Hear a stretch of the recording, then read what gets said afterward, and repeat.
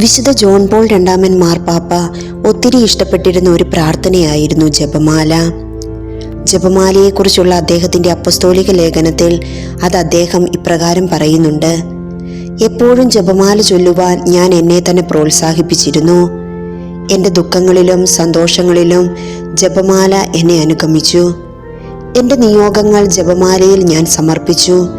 അതിൽ ഞാൻ എപ്പോഴും ആശ്വാസം കണ്ടെത്തി.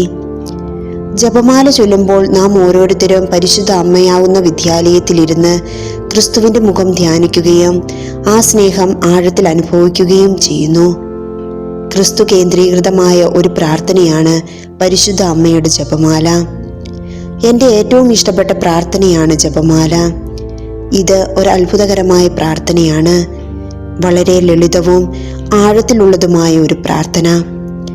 എൻ്റെ മുൻഗാമികൾ പഠിപ്പിച്ചിട്ടുള്ളതുപോലെ ഞാനും പറയുന്നു, പരിശുദ്ധ ജപമാല സമാധാനത്തിനു വേണ്ടിയുള്ള പ്രാർത്ഥനയാണ്. ക്രിസ്തുവാകുന്ന സമാധാനം ജപമാല നമ്മിൽ നിറയ്ക്കും. നമ്മുടെ കുടുംബങ്ങളുടെ ഐക്യം നിലനിർത്തുവാൻ ജപമാല സഹായിക്കുന്നു. കുടുംബങ്ങളുടെ പ്രാർത്ഥനയാണ് ജപമാല.